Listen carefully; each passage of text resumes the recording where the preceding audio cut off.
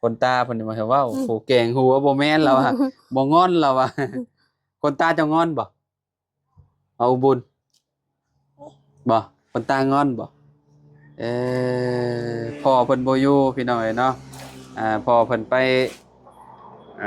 กรีดยางอีกแล้วเนาะเราก็บ่ได้อยู่บ่ได้เช้าอีหลีหรอน้องบุน้องเอ็ดก็ได้เนาะเฮ็ดเวียกตลอดเลย เจ้าก็เมื่อบ้านอยู่บ่เมื่ออื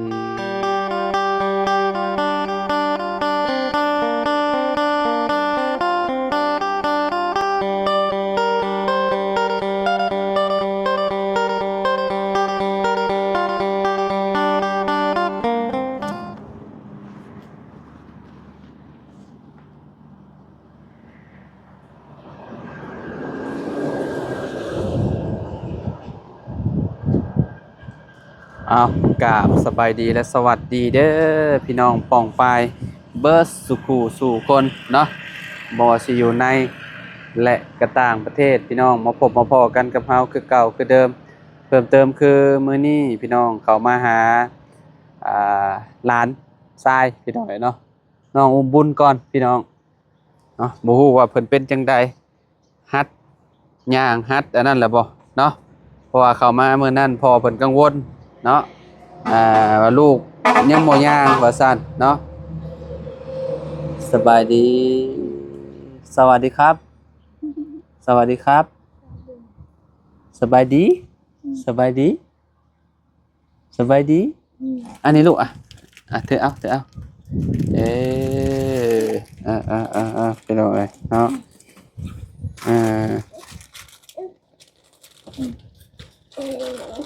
ได้กินนมหัวจักไอ้วะดังบาดเพิ่นเป็นไอบ่โอ้อย่าให้เพิ่นกินเลยซะขนมมีแต่เอานมมากินได้อยู่มันก็หวานเนาะเพิ่นนอนหากระตื่นบ่น้องแกดเอ่อขออนุญาตแหน่เนาะพี่น้องเอ้ยโดนเติบแล้วน้องแกดบ่ได้ออกกล้องเนาะลืมเบิดแล้วบ่จักคำเว้าคือมื้อนี้เฮ็ดหยังน้องกรีดยางไปกรีดยางเลยเอ่อน้องเอสนี่ไปอันนั้นบ่ไปกรีดยางเพิ่นไปแต่เช้าพุหากระไปนี่หากไปเมื่อกี้นี่เลยอ๋อมาบ่ทันเพิ่นพี่น้องเอ้ยเนาะเอ้าเพิ่นคือไปช่วงนี้คือไปเวลานี้วะอ๋อบ่าย2โมงบ่ายโมงน่ะเนาะเลยกลับมาอีกเทื่อหนึงจักโมงบัดนี้น้องมัน4 โมง4 โมงพุ่นแล้วเนาะเลยอืมรอบเช้านี่ไปบ่รอบเช้าก็ได้รอบประมาณบ่ายโมง2โมงบ่ได้ไปแล้วบ่ได้ไปแล้วเปลี่ยนใหม่เลยไป6 โมงไป6โมงเอาเลยไปกรีด6โมงน่ะปึ๊บกลับมา12โมงบ่เลย12โมงบ่ายโมงไปไหมเลยแบบนั้นเนาะเจ้าคือบ่ได้ไปซะรอบแรงค่อยไปแต่เช้านี่แล้วไปแต่เช้านี่แล้วอ๋อจะไปรอบเช้าเลยรอบแรงจะบ่ไปเลยอยู่เอาบุญเลยแบ่งกันไปรอบเช้าไผเอาเพิ่นซะนี่พอของเราผู้เอาเลยเนาะเนาะคนน้อยเป็นอะไรคนน้อยน่ะน้องหัดย่างแล้วบ่ยังบ่ได้ซั่นบ่แม่นเพิ่นหัดย่างว่าจักเพิ่นจะล้มแล้วบ่บ่รถเรารถคว่ำเลยเจ็บให้บ่ได้เว้าเลยหั่นเนาะเลยโอ้เป็นไอจังมื้อแหละ2 มื้อได้กินยุงกินยาอยู่บ่บ่เอาคือบ่ซื้อยาให้คนน้อยกินเพิ่นนอนกลางคืนเพิ่นก็ให้บ่บ่ให้เลยขี้มูกบ่ได้ตันดังจ้ะนี่กะน้องเพิ่นก็บ่ได้ค่อยได้อุ้มได้หยังได้พี่น้องบ่ได้ค่อยได้อุ้มน้องอุ้มบุญปานใด กับปะคือแบบบางทีให้เพิ่นนั่งรถนั่งหยังหั่นแหละเนาะอาจารย์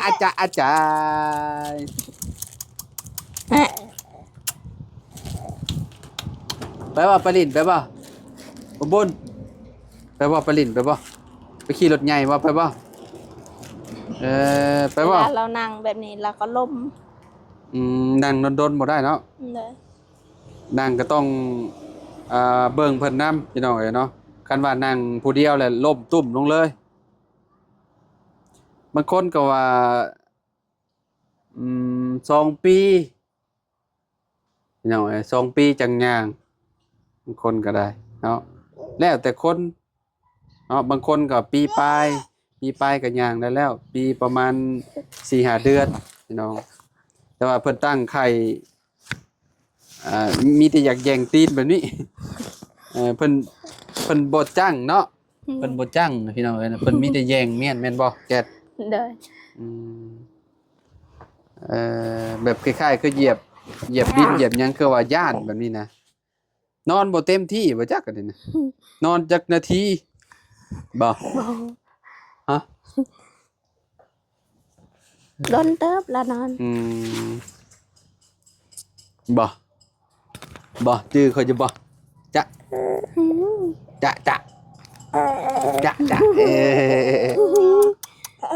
แต่เก่ามาย่านเด้ฮะจะดึงไม้อีกโอ้เป็นธรรมดาเด้ฮะจะ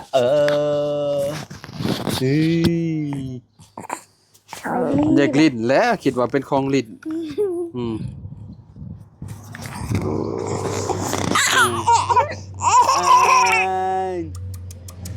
จะเอย่างดูบ่ได้อยู่บ่ได้เช้าแล้วก็ได้พี่น้องเนาะจะพุ่นน่ะโอ้อยากย่างได้ฮะคนน้อยนี่อยากย่างเลาะไปเลาะมาเด้พาเราย่างดูอันย่างน้ำมึงดูโอ้อยากนั่งรถเนาะบ่อยากยืนเนาะแกะเนาะเลยพี่น้องเอ้ยเนาะอะเด้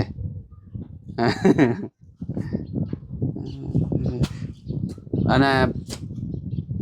พ่อปู่ไปใช้เด้คานอยู่เด้ไปกรีดยาง เราก็ไปกรีดยางคือกันบ่เลยเราคานไกลเติบบ่เลยเวลาเราคานเราคานไปนี่นะฮอดพุ่นเราคันเวลาเราคานจากนี้ไปฮอดพุ่นฮอดต้นชาวพุ่นเนาะโอ้ได้อยู่ซะเด้เราลิ้นต้องลิ้นในบ่อนที่ว่าแบบบ่มีพวก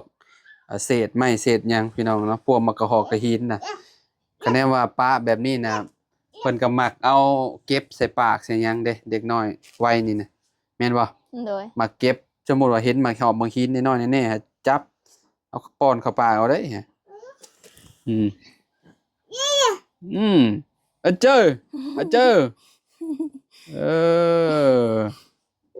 อาจารย์ยิงเงยหน้าตามุมเมาเลยเพิ่นล้มตั้งแต่เมื่อใดนี่น้องโดนแล้วอันนี้ได้หน้าเพิ่นนี่ได้เลยคิดว่า5กับมื้อ2มื้อสิดอกบ่แม่นเนาะ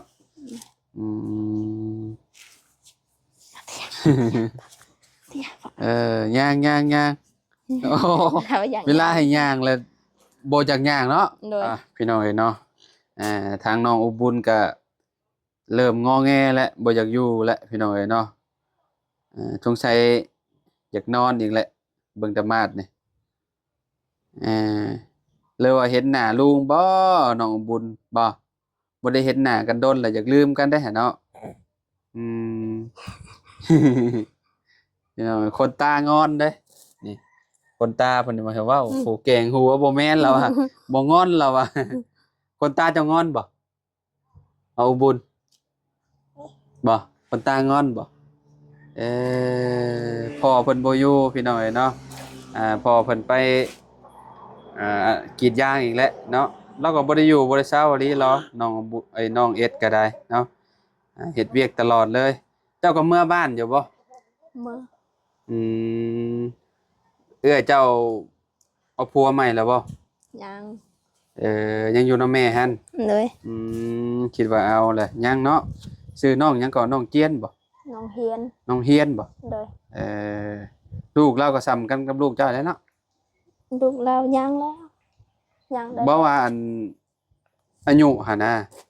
พอปานกันบ่ เลย อืมเพิ่นเลิกนมแล้วบ่ซะอันลูกอันเจ้า เลิกแล้ว อุ้มบุญเด้ ยัง ยังกินอยู่บ่ เลย ปี7 เดือนจังเอาออกเนาะ2 ปี3 ปีบางคนถ้าบ่เอาออกกะลินน่ะพี่น้องเอ้ยเนาะขอโตแล้วบัดนี้เนาะสงสัยคนน้อยอยากนอนแล้วเนาะแกเนาะอยากนอนอีกรอบ2บ่หรือว่าจังได ไปลูกไปป้าเลยเด้อสบายดีเด้อสบายดีบ๊ายบายบ๊ายบายบ๊ายบายพี่น้องเอ้ยเนาะงอแงคนน้อยเนาะสงสัยเพิ่นอยู่ย่านในกระโตเพราะว่าเพิ่นบ่สบายเด้พี่น้องเอ้ยเนาะเพิ่นมีเสลดเวลาเพิ่นไอน่ะนะพี่น้องเอ้ยเนาะเสลดคือเสลดติดคอนี่แหละเนาะทางพ่อกับแม่ก็ยังบ่ได้เอาหืดเอายาให้น้องเพิ่นกินหั่นนะเนาะเอาจังได๋ก็อยู่ดีมีแรงบ่สุขทุกคนเด้อพี่น้องเด้อเนาะขอบคุณหลายๆที่ติดตามและเป็นกำลังใจให้เนาะอยู่ดีมีแรงมื้อนี้ก็